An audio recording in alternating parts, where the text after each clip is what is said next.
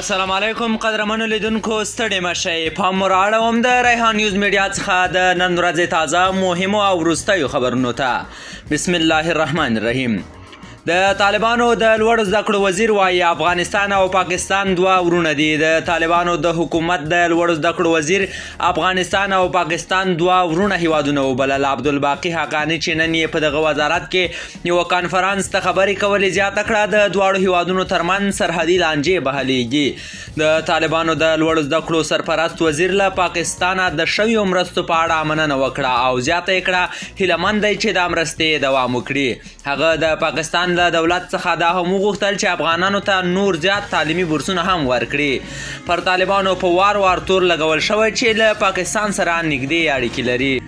جرمني کې افغانانو د افغانستان د ملي ارزښتونو په دفاع کې لاریون وکړ. د جرمني په هامبورګ ښار کې په لسګونو افغانانو د افغانستان د ملي ارزښتونو په دفاع کې لاریون وکړ. دوی پرون پر خپل لاریون کې له طالبانو وغوښتل چې د افغانستان ملي بیرغ، افغانۍ او نور ارزښتونو ته درناوی وکړي. د لاریون برخوالو له نړیوالې ټولنې وغوښتل چې د طالبانو پر حکومت فشار راولي چې د ښځو حقونه، د بیان ازادۍ او نور ارزښتونو ته زمینه برابره کړي. د طالبانو د لوړو زده کړو وزارت خصوصي پوهنتونونو کې نوي مقررات ټاکي. د طالبانو د لوړو زده کړو وزارت په خصوصي پوهنتونونو کې نوي مقررات ټاکي. د دې وزارت سرپرست وزیر عبدالباقي حقانی وایي له دې وروسته نجونې او هلکان نشي کولی په ګډه یوه ټولګي کې کیني. نوموړي دا خبره د یکشنبې په ورځ د اوږې په 21مه په کابل کې یوې خبري غونډې ته وکړه.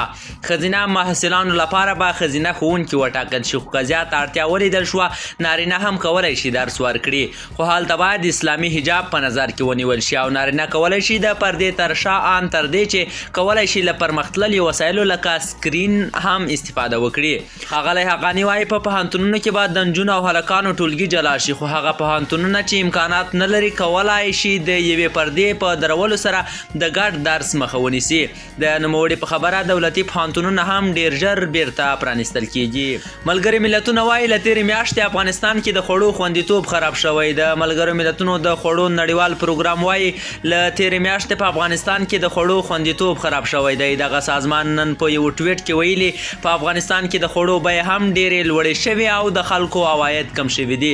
د سازمان په حواله خلکو ته لږ خواړه رسیږي او د لوږې د ستونزې پر وړاندې د مبارزې لپاره له نورو کسانو پیسې او خواړه په پور اخلي. د خوړو نړیوال پروګرام ویلي چې د افغانستان زیاتو برخو ته د دوی رسیدل ګران شوي دي. ټاکل شوي ملګري ملتونه نن دوشنبه د سویس په جنیوا کې له افغانستان سره د بسپنې په راټولولو کې یو لوی کانفرانس جوړ کړي.